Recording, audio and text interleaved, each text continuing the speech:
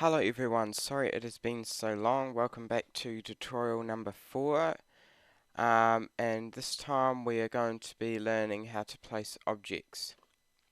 So the first thing we're going to do is make our grass polygon here invisible. We want to see the general location of objects. And we can see there's like a shed there. So I'll just search in shed and we will see what comes up here. So this one here looks good. We'll place that there. And yeah, that looks really good. It looks like we've got another one over there. Yeah, that one looks good there. So I'll just place that in the correct location. Right, so we've done with those two buildings here. Now there is another type of object, and this is vegetation. Now, trees in X-Plane don't only exist as a forest file, which will be discussed later, but they also exist as an object file. So, to give you an example, I'll use the Open Scenery X library here. This contains some little trees here, and as we can see, these are all objects.obj as our file extension here. So all of these things here can be placed the same way you place an object, and they're really handy when you're kind of wanting to place plants in a particular way. I want to find some little shrubs, some little low shrubs. Again, as I say, the idea behind these airports is to not get everything perfect. We want to make the airport have the feel of the actual airport. And in this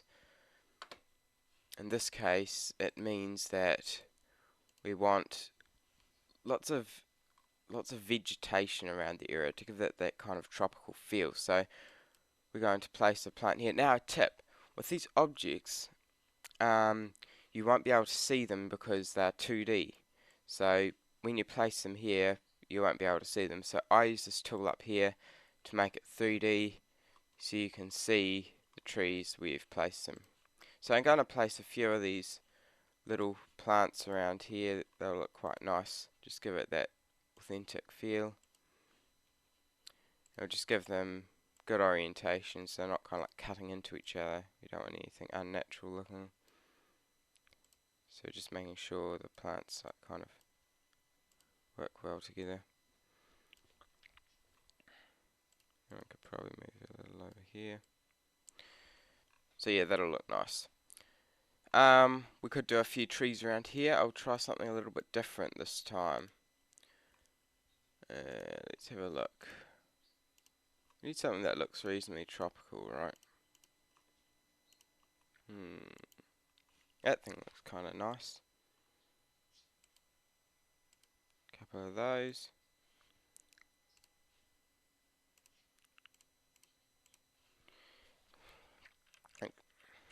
That thing kind of looks nice. I'll do a couple of those. Now, when we're doing trees that are all the same, or bushes or whatever that are all the same, and their their type, to make it look more interesting, often when you press down, you can just select that and like place these bushes around. But if you select on this down menu in Open Scenery X, often you'll get various different sizes. So what I'm going to do is do one of these larger sizes here first.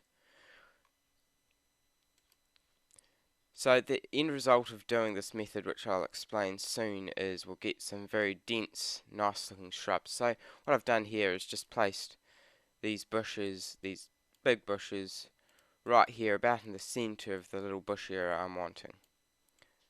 So that looks nice. And then what I'm going to do is go a size down and place a few more bushes on the outer edges of that little plot there. And then I go right to the lowest size we have here and do a few little bushes there. And this really increases the natural feel of it.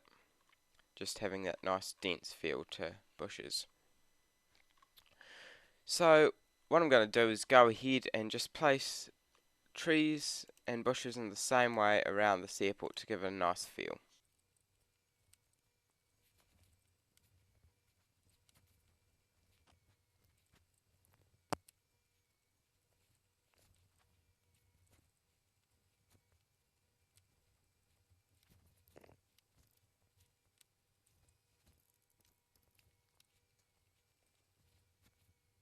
Now, one thing I really like is the ability to use a 3D preview window in World Editor. This gives you a nice view of the work you've done, and mostly it's useful in terms of just getting a 3D perspective on trees and objects.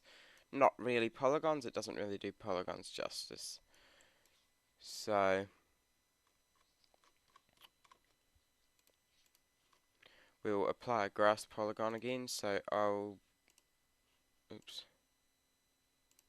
So I can see kind of the progress of Manawa Airport here, what these bushes look like. Look around, just make sure everything's looking reasonable.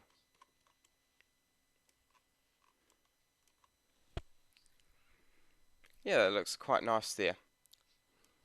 So thank you guys for watching. The next thing we're going to be doing tomorrow is working with forest files, and this is the next stage of vegetation, which will include things like grass and other sorts of trees in forest files, where you place them like a polygon in large areas. So that is for next time, part 5. Thank you guys for watching. Like, subscribe, all of that sort of stuff really helps.